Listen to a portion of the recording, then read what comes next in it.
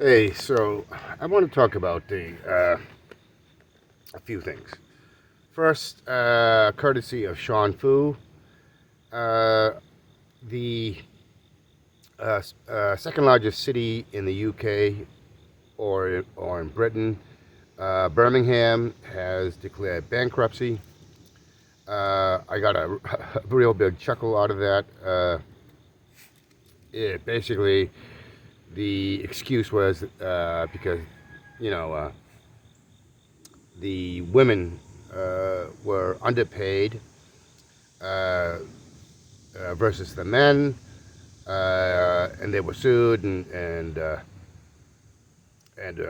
lot of money. Uh, I forget the exact amounts, but a lot of money was owed, and so that's why Birmingham declared bankruptcy. But the thing is Birmingham were doing these hydrogen buses. The problem with the hydrogen, and I haven't seen any new advances in producing hydrogen, uh, is that uh, you know there's more energy that's put in, so more electrical energy that is put in to produce the hydrogen. So therefore, I mean, it's an astronomical conversion rate, and so that is something a trend I see where they, whether it's the UK, whether it's America, or the Europeans, they always seem to go for these things where they promote it and so on and so forth, and hype it up, even though the real on the ground scientists and engineers say it's not feasible because they, for instance, for the hydrogen, for hydrogen fuel cells, you have to put too much energy uh, to convert for a small quantity of hydrogen. Uh, so, and it's not just hydrogen. It's for a lot of things, and I don't know. I see it as them always doing this to basically to bilk money uh, from the consumers and from the and from the taxpayers. Uh, you know, they do this constantly. It's like Lockheed Martin and Northrop Grumman and Boeing and GE and uh, Raytheon. It's like they uh, they promote something, and basically it's a massively flawed product. It doesn't do what they say it will do. There are so many defects, and and and basically defects and flaws uh, that that are overlooked, uh, and they hype it up, and they promise all these things so that they can charge an astronomical amount for these things. So they're not made for use. They're not made for you know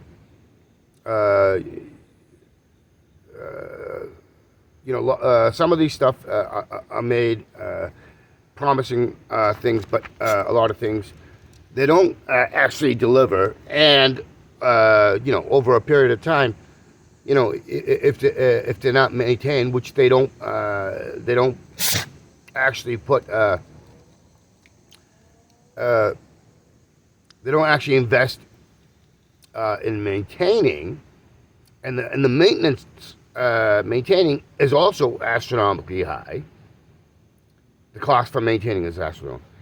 Like the F-35, they promise a boatload of things, saying how it's such a great weapons platform and everything else. Except when you listen to the actual engineers,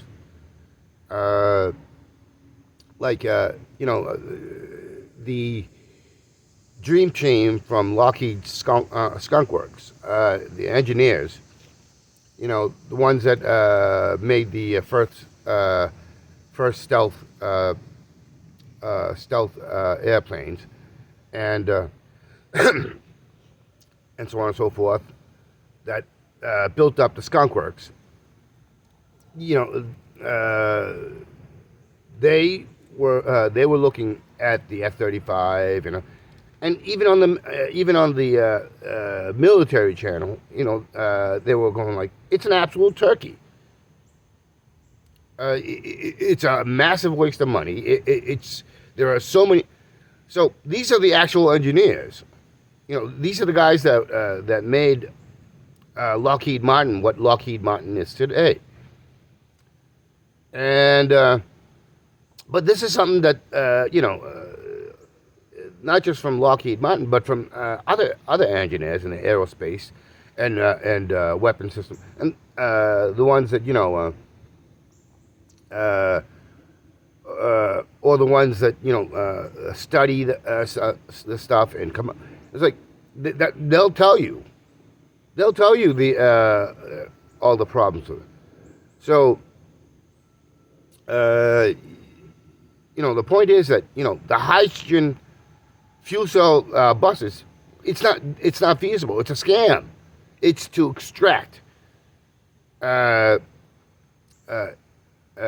extract money with surcharges and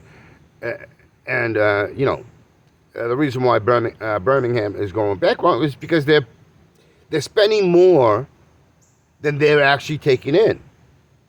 What's that old saying about you have to balance your books in your household? You can't spend more than you're actually bringing in.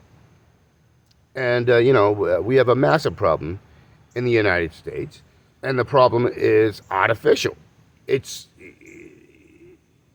people don't bring enough money, and they use credit cards, and the credit card, I think, credit card debt has reached $1 trillion or more, if I'm remembering correctly.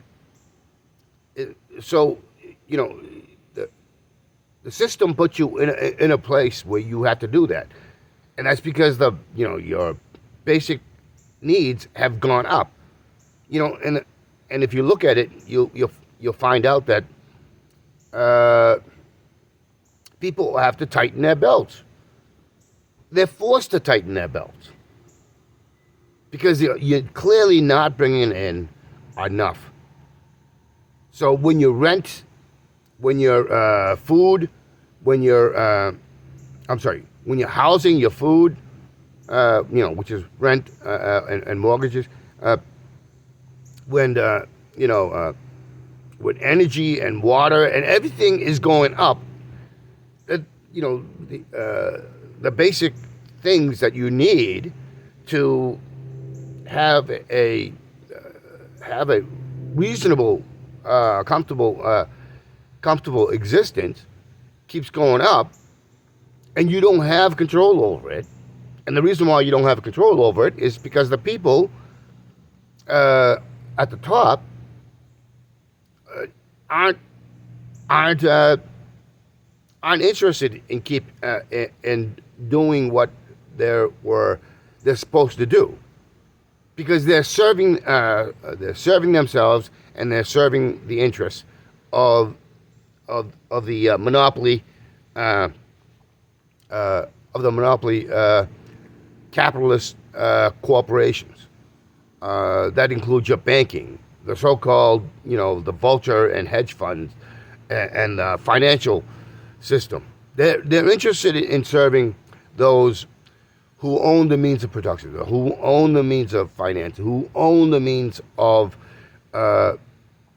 of who own the real estate and everything else, and more and more. I mean, these regional bank collapses, right, is something that's created so that the big too big to fail can gobble them up, grab them up, creating a bigger monopoly.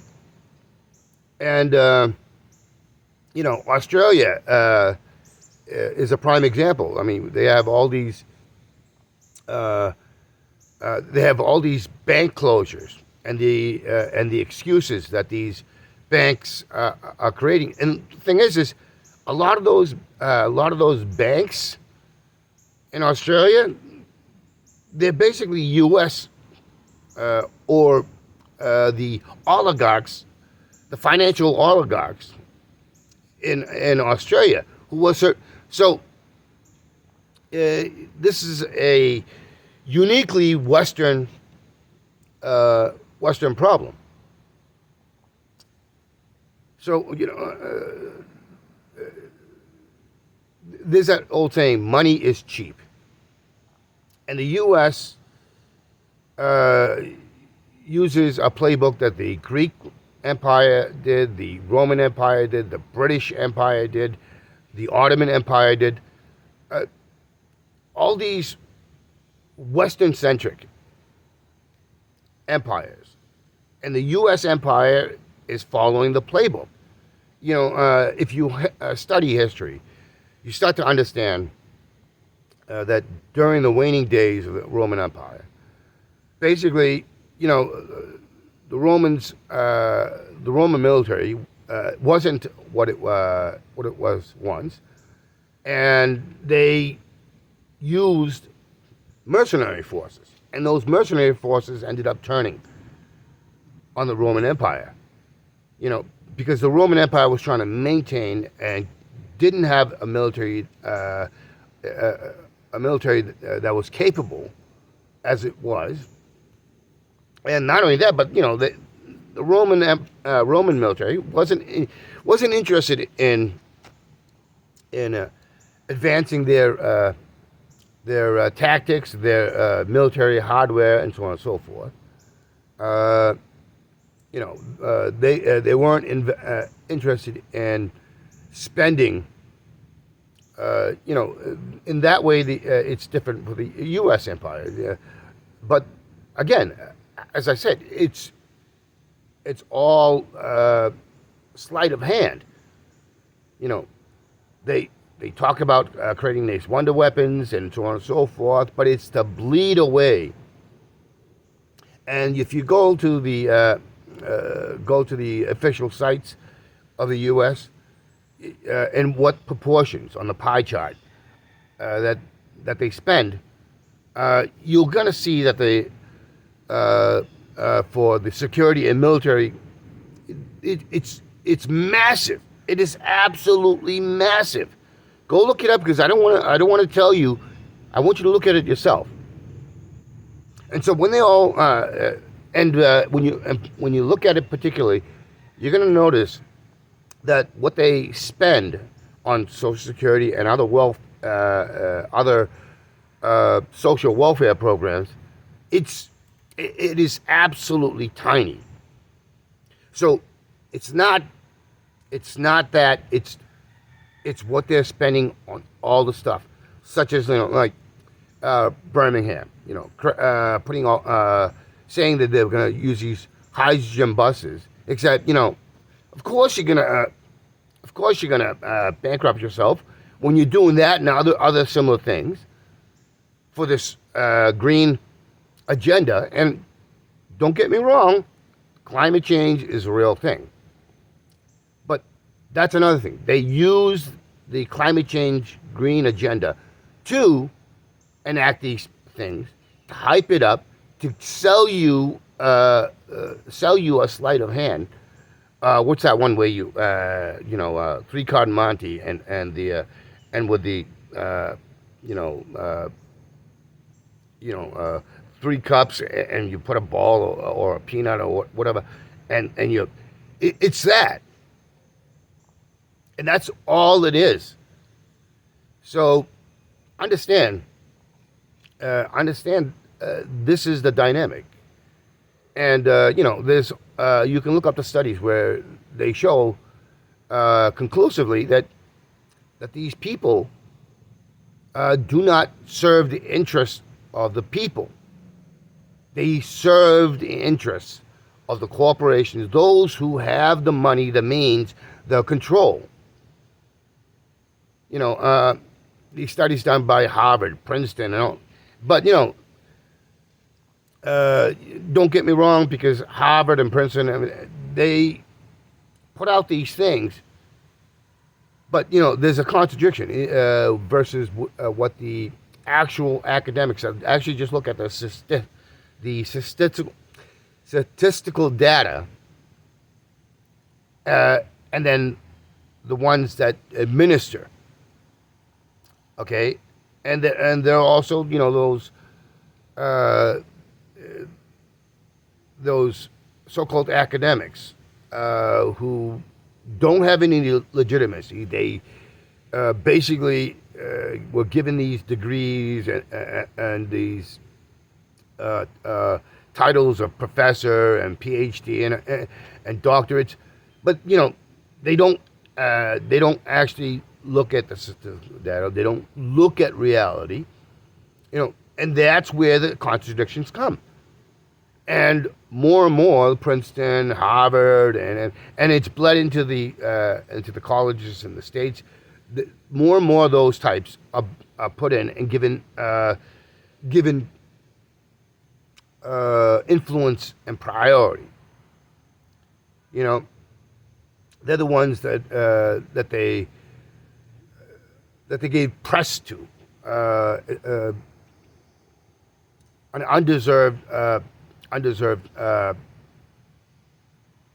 you know what I mean. So, what it comes down to is that, that military-industrial complex, or the congressional industrial military complex, it's about selling weapons.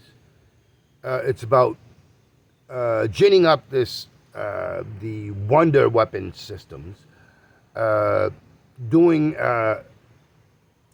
PR, getting others to pay for it, or forcing them to pay for it, where there's actually no real reality to being anywhere near perfect, or even effective. You go into the invasion into Iraq and Syria and all that. It's like, when you don't have really an effective air force or artillery, and your armies aren't that great, and on top of that, you bring in these coalitions, and you have controls, levers of control in the UN and all these Western institutions and bodies that that are pervasive, and you can create no-fly zones, meaning that like what happened in Yugoslavia, where they go through and create a no-fly zone, meaning that the Yugoslavia couldn't use their Air Force, the Air Force and other systems that could be used to combat NATO when they went into Yugoslavia. And you can use your air forces to go in there and shoot down everything and bomb the crap out of it, all the infrastructure and positions that you know. Of course, you're gonna win. Of course, you're gonna wipe out what was once Yugoslavia, and you've turned it into and you've balkanized, meaning you've separated and made it into smaller pieces, where you have now Serbia and Kosovo and all those. These are sort of things that takes place, and a lot of this comes from the playbook. Of course, I'm not saying that they had air forces back then, but understand this. The similarities, in the playbook, and in what has they use what has worked, and then they have no imagination. They have no tactical thinking. They're, they cause the problem, and then they have to look at the old playbook, and it's something that it's basically been ingrained in them. They're taught, and so that's what they turn to. That's what they have learned. That's what they have been taught, and so that's what they do. The Romans. I'm starting to see a similarity. The Romans. They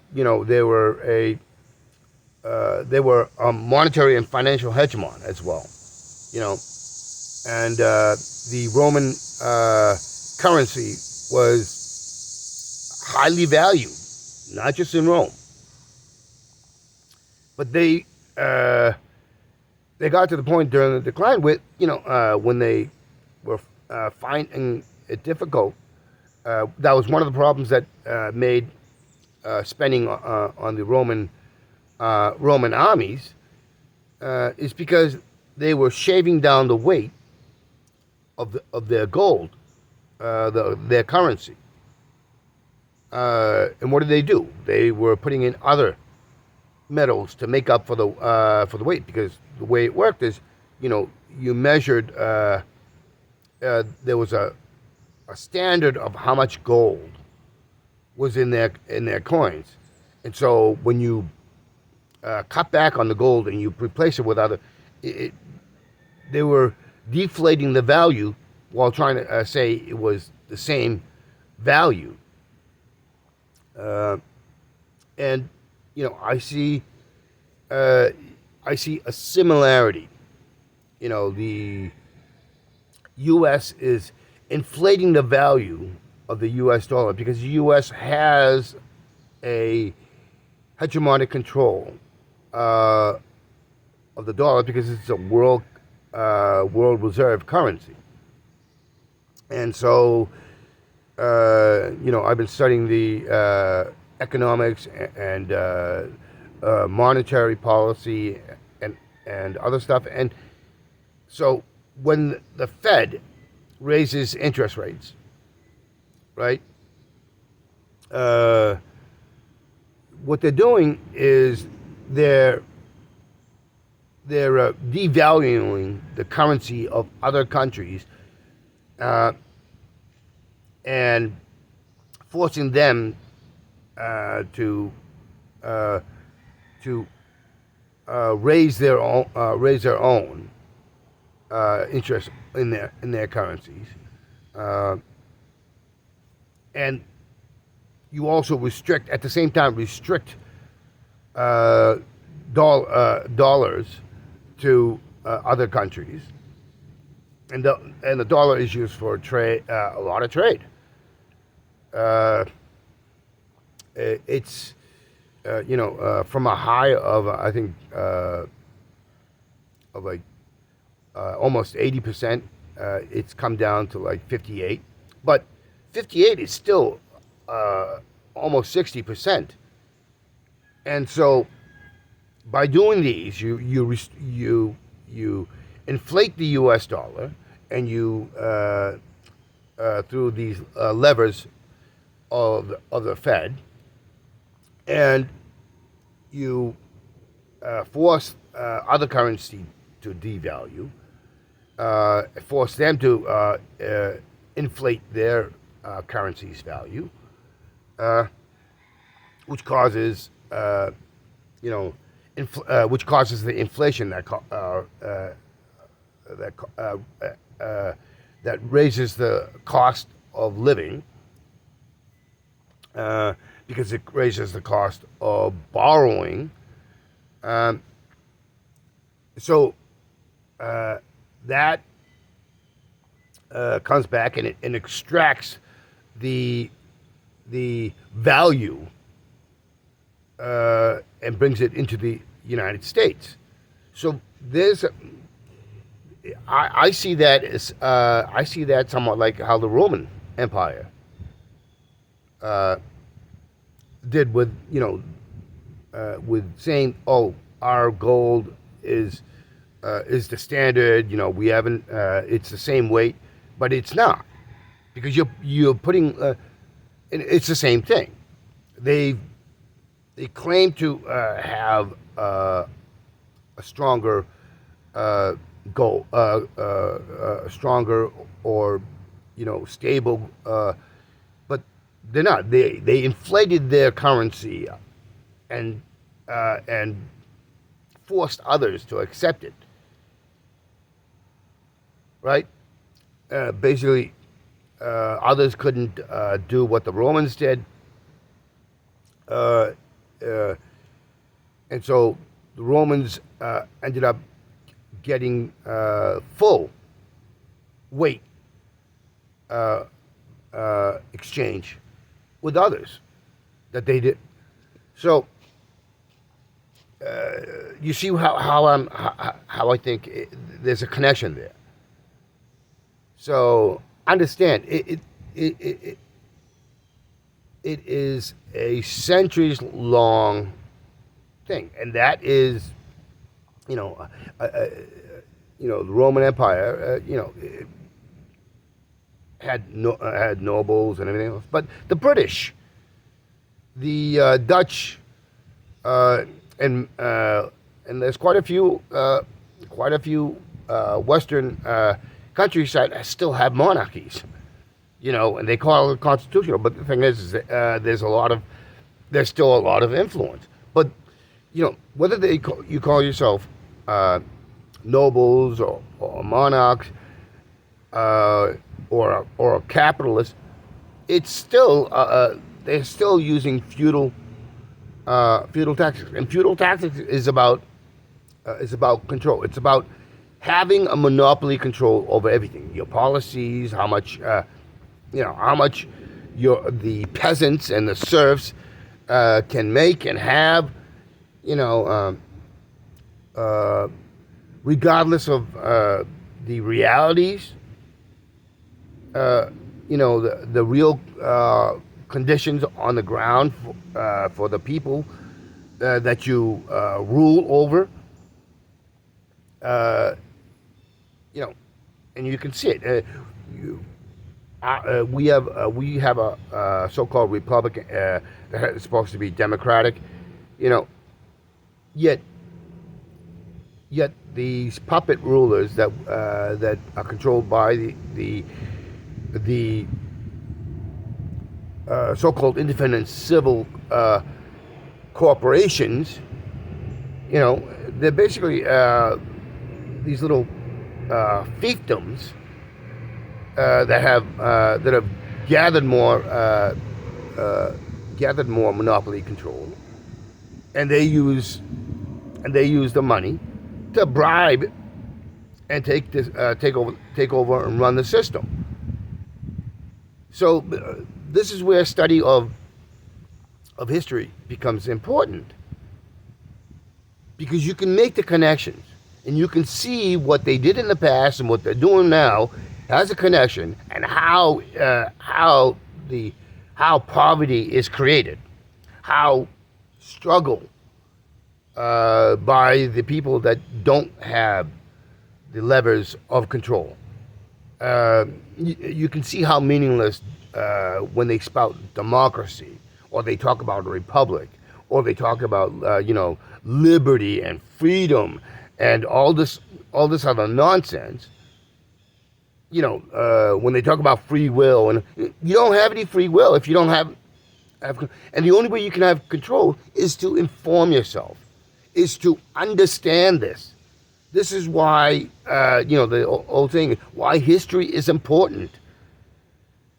And so, if you're complacent, if you're apathetic, when you focus on something like, I have to look out for my children, I have to look out for my family, I have to look out for my community, and yet you allow these elements that are helping to create the poverty, to create the stress, the worry, that create the problem of credit debt, which used to be called usury. Right now, I think the average credit APR interest is like 21. I mean, I got Discover and I'm paying $14.99. That's insane, right? But that's lower, and it's like, if you think that, because you have a good credit score and you can get it, that only locks you into more debt. I use Discover, but I really don't use it as much. And the whole, awarding you a credit score is absolute nonsense. My father has perfect credit. At least he used to have perfect credit before somebody did credit fraud in his name, and he had to get a lawyer, and I don't even know if that's been corrected yet, but his credit score went down. But even when he had perfect, he was the credit cards were the APR was going up and up and up and up and up, right? I think he was telling me, I forget how long ago, but he said, like, he's several of his credit cards are charging him we're charging 19, 18, 19 APR. I was like, so, I have a great credit score. I think I was told I had 760 or 780 or something like that. But that's meaningless. It's meaningless.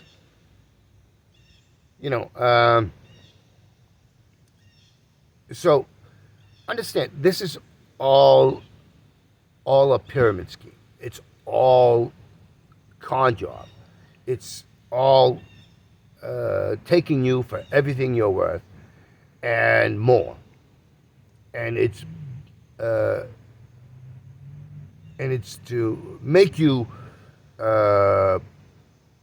produce more but you have to buy it at a far higher cost, and that cost keeps going up, and meanwhile all these con men and sleight of hand assholes are just there to take more control, to bring in more profit, so they have more control, more monopoly, more everything. So that's why that's why you have Citizens United. But the thing is you didn't really need Citizens United because they already had this in the past. It might have been stalled for a little bit, but they used it to garner back more power, more control, and when that happens, it's like, you know, you don't have to. You widen who you can bilk and extort from. So that's how the cookie is made, how the pie is made. And so when you do this, like if you don't make a cookie properly, it's going to crumble. If you don't make a cake or a souffle, and you don't make it properly, it's going to deflate. But you make the souffle or cake, that's supposed to rise and so on, and you don't make it right, and you do it on purpose, it's going to obviously deflate. You've seen it where that's it's all purposeful. This is why people have to, why they have to communicate with it, why they have to talk with each other and disseminate. But you can only do that if you understand it, and you invest the time to understand it. That's how it works. All right, I'll leave it there.